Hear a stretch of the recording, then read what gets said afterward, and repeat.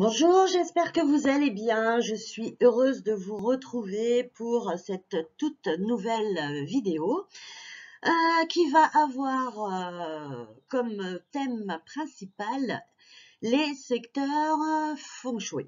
Mais pas n'importe quel secteur Feng Shui. On va parler ici uniquement des secteurs Feng Shui néfastes. Vous savez, ces fameux secteurs qui nous enquiquinent la vie, qui nous apporte des choses pas très cool, pas très sympas, dont on se passerait bien et qu'on ne peut pas toujours éviter, notamment quand on vit en appartement. Donc, on va voir par la suite le cas concret de Didier qui est un cas concret très particulier, très parlant, qui montre bien comment on peut contrer justement par des secrets de maître les secteurs feng shui néfastes, ces secteurs négatifs avec une mauvaise énergie, et comment on peut faire ça parfois, souvent même, j'ai envie de vous dire, de façon assez simple. Encore faut-il connaître ce secret. Mais tout d'abord, faisons un petit tour de généralité sur ces secteurs Feng Shui. Avant toute chose, j'aimerais quand même faire un point sur l'importance, le point essentiel de la rigueur, de la précision en Feng Shui. Pourquoi? Parce que parfois, j'ai des gens qui pensent que parce que grosso modo leur porte est orientée, je sais pas moi, au nord, et bien c'est au nord, et puis voilà, et puis yop là, pas de boussole, yop là, pas de plan non plus, les plans à l'arrache à main levée sans prendre aucune mesure, et puis en avant Guingamp, allons-y pour travailler. Ça m'arrive notamment dans le cas de coaching, les coachings que je propose, où parfois je reçois des plans, je m'excuse auprès des gens, mais je leur dis non, là ça va pas être possible. Je veux bien que vous fassiez votre plan vous-même. On n'est pas obligé d'avoir un plan d'architecte. Par contre, vous prenez un mètre, vous mesurez et vous me faites ça à l'échelle. C'est-à-dire que si vous avez deux chambres de 10 mètres carrés, j'en veux pas une qui fait le double de l'autre sur le plan. Tout ça parce que je ne sais quoi, parce que les murs ne sont pas droits ou que sais-je encore. Non, non, non, vous prenez des mesures et vous me faites ça. On n'est pas en cours de dessin, on n'est pas en train de faire une esquisse. Et comment dire, en Feng Shui, il n'y a pas d'à peu près. Le Feng Shui est quelque chose qui oscille entre légende, ésotérisme, un sujet un petit peu olé olé par les plus cartésiens, dont je fais partie malgré tout, comme quoi on peut être tout à fait scientifique, cartésienne et en même temps adepte du Feng Shui, il n'y a pas de souci par rapport à ça. Et puis donc la métaphysique chinoise qui tend à rapprocher quand même le Feng Shui de quelque chose de scientifique entre guillemets, enfin du moins reposant sur des principes, sur des bases, sur des concepts, avec une méthodologie véritable. Si vous avez une porte, grosso modo, à vue de nez, j'estime que ma porte, le soleil, machin, allez, elle doit être à l'est. Vous avez les montagnes derrière, ces fameuses 3 montagnes qui vont être Est 1, Est 2 ou Est 3. Maintenant, entre 65 où vous êtes Nord-Est 3 et 68 où vous êtes Est 1, vous voyez qu'il n'y a pas gros, il y a 3 degrés. Moi, personnellement, je vous le dis en toute honnêteté, en toute transparence, à 3 degrés, moi, je ne sais pas les mesurer au nez. À Pistadénas, non, je ne les mesure pas, les 3 degrés. Par contre, ça va tout changer parce que ça veut dire qu'à un moment donné, vous allez parler d'une façade que vous pouvez penser est, par exemple, alors qu'elle est nord-est. Moi qui suis Kun, ça ne va pas me donner la même chose que quelqu'un qui sera Li, par exemple. Donc, il faut quand même, à un moment donné, faire les choses correctement, prendre une boussole, parce qu'à 1 degré près, on peut basculer de nord-est 3 à est 1, et ce n'est absolument pas la même chose. Déjà, en termes de secteur, puisque quand vous allez répartir vos 8 secteurs, vous n'allez pas les placer de la même façon, puisque vous n'avez plus du tout la même façade énergétique. Une façade est, ce n'est pas une façade nord-est. Ensuite, chaque secteur ne va pas apporter l'énergie que vous pensez, et il peut y avoir des grosses différences. Est, c'est bénéfique pour le groupe Est. Nord-Est, c'est bénéfique pour le groupe Ouest. Si vous pensez que vous êtes en façade Est avec un bon secteur à votre porte, par exemple, si votre porte est sur cette façade et dans, je sais pas moi, par exemple, votre secteur Shangxi et qu'en fait vous êtes Nord-Est, c'est pas du tout la même chose. Là, vous allez vous retrouver avec une énergie néfaste à la porte que vous n'allez pas contrer. Enfin, dernier point, la grille d'étoiles volantes ne sera pas la même.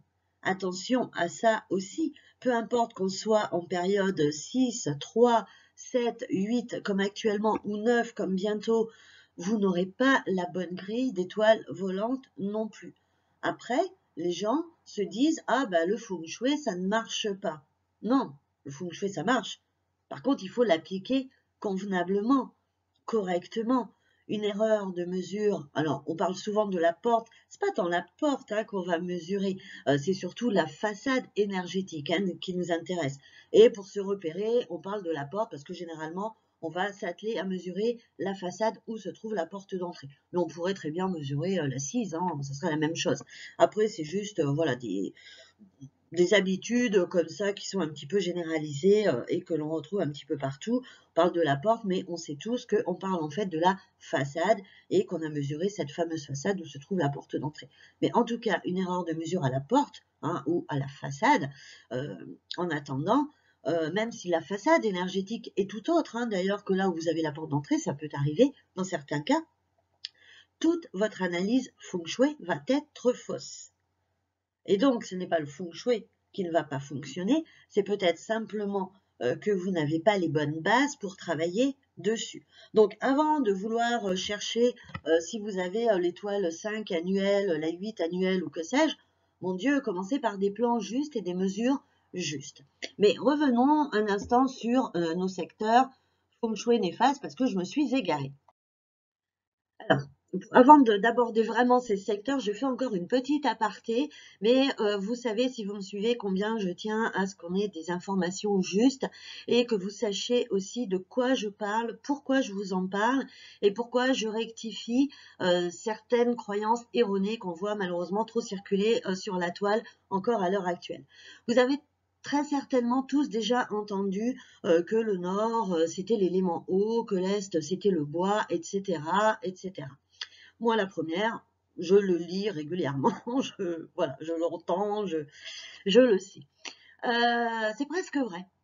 Mais le terme exact serait de dire que le secteur nord, le trigramme même nord, rappelez-vous, je vous en ai parlé des trigrammes, que ce trigramme nord est associé à l'élément eau. Rappelez-vous vraiment des trigrammes, retournez écouter les vidéos sur les trigrammes si vous en avez besoin, c'est très important. Vous y avez vu, entendu du moins qu'effectivement chaque trigramme est associé à un élément. Et par chaque trigramme, chaque secteur également, puisqu'on parle du trigramme nord, du trigramme sud, du trigramme sud-ouest, etc. Le nord est le secteur associé au trigramme Can et au fils du milieu. Ce trigramme est associé à l'eau. Vous savez aussi que le nord n'est pas la même énergie si vous êtes Xun, par exemple, et si vous êtes Gen. En chiffre Q, je parle bien sûr. Vous comprenez, je pense, évidemment, que c'est pas non plus parce que le nord correspond au fils du milieu que vous devez faire vivre votre fils dans ce secteur. Surtout s'il est gaine et qu'il active ainsi une mauvaise énergie pour lui puisque c'est un mauvais secteur. Il en va de même pour tous les éléments. Ce n'est pas parce que le nord est associé à l'eau ou au 1 que votre étoile 1 se trouve au nord et qu'il faut y mettre de l'eau. Cette association vient du ciel antérieur, l'origine du feng shui traditionnel ou feng shui authentique dont je vous livre un extrait. Je cite, « Ceci représente la répartition, celle antérieure, énoncée par Fu He, qui régit tout le livre du I Ching. Une autre répartition, ciel postérieur, est celle énoncée par Wen Wang, qui montre que tous les êtres résultent du mouvement du tonnerre à l'est. Ils se renouvellent dans le trigramme vent au sud-est. Tous les êtres se voient dans la clarté du trigramme feu au sud. L'homme saint fait face à la lumière et écoute l'univers. Tous les êtres se réunissent pour se développer dans le trigramme terre au sud-ouest. Le bien-être et la satisfaction des êtres se réalisent dans le trigramme lac à l'ouest. Les êtres doivent combattre dans le trigramme ciel au nord-ouest, où la négativité et la positivité se heurtent et se froissent. Les êtres font retour avec effort dans le trigramme haut au nord. Tous les êtres se complètent, finissent et où ils recommencent dans le trigramme montagne au nord-est. Fin de citation. Vous voyez donc que ça revient vraiment aux origines, dans un texte pas toujours clairement audible au jour d'aujourd'hui, mais qui nous parle quand même du lien qui unit chacun des trigrammes. Maintenant, vous comprenez bien qu'on parle ici de trigrammes originels. Je vais faire une vidéo sur le carré Lochou, sur laquelle je reviendrai sur cette histoire, et également sur nos fameuses étoiles volantes. Mais vous comprenez bien qu'il ne signifie pas ici, qu'il n'est pas question ici d'aller activer de l'eau au nord. Non, on parle de trigrammes, on parle en termes de symbolisme. Vous en comprendrez vraiment l'essence dans l'avancement de votre progression Feng Shui. Et je vous invite vraiment à aller vous informer sur le ciel antérieur pour comprendre plus avant cette origine des trigrammes et ce qu'il en est véritablement. Le I Ching et beaucoup de livres sérieux, notamment ceux de Cyril Javary, apportent un vrai éclairage sur ce qu'est un trigramme et vous comprendrez pourquoi il est faux de dire que l'étoile 1 se trouve au nord et qu'il faut mettre forcément de l'eau au nord. Et pas question d'aller mettre sa piscine au nord. Si on est du groupe ouest, par exemple, ça serait une hérésie. Déjà, de vous à moi, une piscine au nord, c'est pas forcément super méga sympa. Mais bon, si encore c'est pour un bon feng shui, on peut composer. Encore faut-il vraiment que ce soit le cas. Cette histoire de trigrammes, d'éléments associés, etc., c'est bien plus complexe que ces raccourcis qui ne reflètent véritablement pas l'interaction des secteurs. Pour en revenir à notre principe d'opposition, c'est-à-dire le principe secret de maître Feng Shui qui explique comment on peut contrer un secteur néfaste en Feng Shui, voyons ce qu'il en est. Les éléments ne correspondent pas aux secteurs tels qu'ils sont définis dans le ciel antérieur et le ciel postérieur. Les éléments trouvent leur origine dans l'école Sanuan, l'école des étoiles volantes, où il est écrit par les anciens que le nord est associé à l'étoile 1, qui est une étoile eau. Le sud est associé à l'étoile feu, qui est l'étoile 9, l'est à l'étoile bois, etc., etc. Donc, par exemple, si vous êtes du chiffre QA 4, le secteur nord, c'est votre secteur Shengshi. Mais pour quelqu'un qui serait, par exemple, du QA 8, le nord serait son secteur Wukui. Secteur Shengshi, meilleur secteur, le plus favorable. Secteur Wukui, mauvais secteur. Vous voyez où je veux en venir. Activer le secteur nord sera bénéfique pour quelqu'un du chiffre QA 4, mais certainement pas pour la personne qui est du chiffre QA 8. Ce principe d'opposition repose sur le cycle des 5 éléments. Vous le savez, il y a le Shashi, qui est néfaste.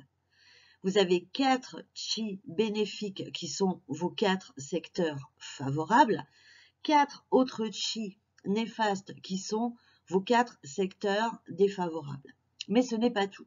Il existe en parallèle à tout ça 5 autres qualités de chi et c'est ce que l'on appelle les 5 éléments ou les 5 transformations.